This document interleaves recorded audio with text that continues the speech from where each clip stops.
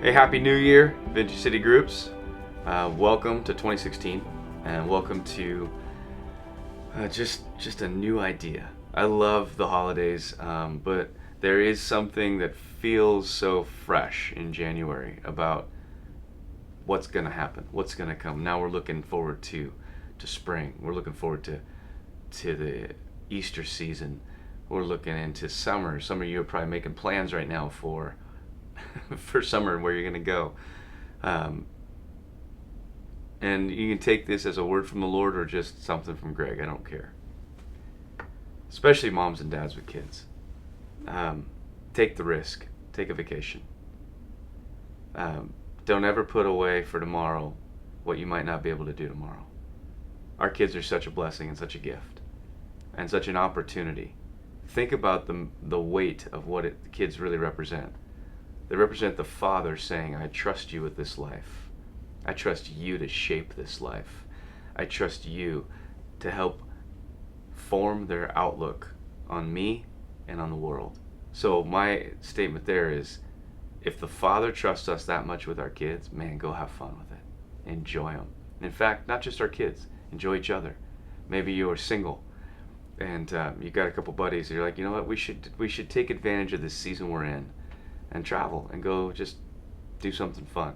I just want to see us be healthy people that are alive, full of joy, because you never know what Jesus wants to do with those moments. You never know how he wants to land when you're in the middle of somewhere you think you're just kind of off and spiritually shut down and just chilling out. Then all of a sudden the Lord walks this incredible kingdom opportunity in front of you.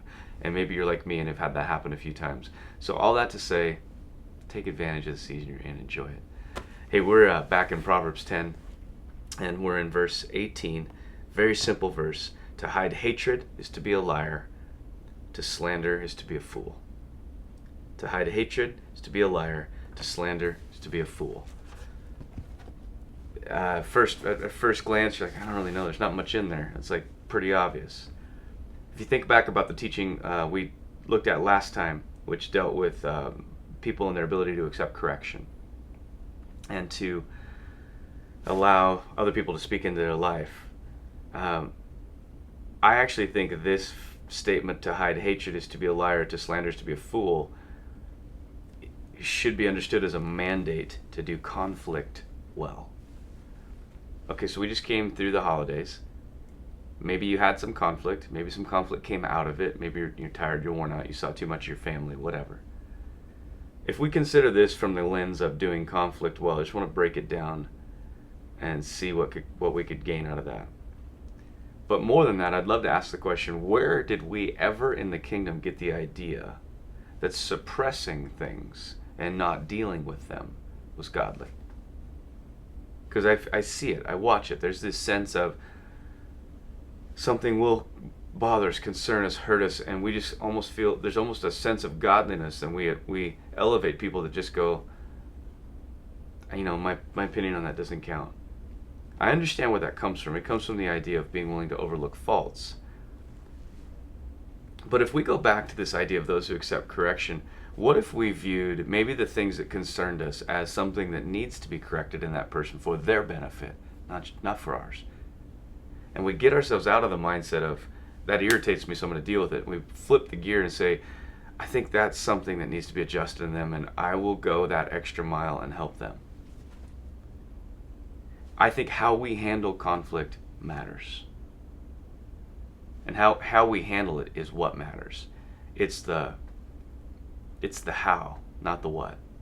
That was a hard lesson for me. 29 and 30, I worked for a man named Kent Hummel, and I was far more brash and far more aggressive. And he used to say to me regularly, it's the how, not the what. How you say what you say is more important.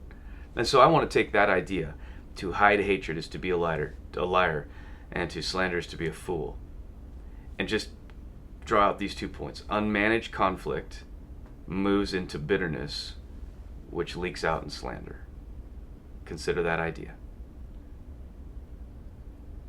Conflict, I see it, I feel it, I suppress it. And there's a principle where it starts moving into a little bit of erosion of soul. It bothers me, it irritates me, it festers a little bit. And before I know it, what can happen is it comes out with a little bit of venom and slander. That word slander there has this idea of speaking down at or speaking against negatively. So in this way, avoiding conflict because we don't like it, Solomon says, is foolishness. That word foolishness is always connected in Proverbs to a sinful life pattern, and to a life pattern that's going to be negative and is going to erode the purposes of God. Because what we're doing is we're robbing people of the opportunity to grow into the path of life, because we don't want to go the extra mile and go to the hard places. Does that make sense? So here's my challenge. Great time of year to say, okay, this is an area in me that needs to grow. For this year, one of my goals is I'm going to learn how to have the courage to have hard conversations when I need to, because of my love for the world around me, because of my love for the people that God's put me in community with. All right, I know that's a heavier topic. I want to bless you just to talk about it, to chew on it, to think about it, but I want to challenge you. Please don't leave this teaching and go, whatever. Ask yourself the question, am I willing to learn how to do conflict well for the sake of everybody else's health around me? Love you. Have a great night.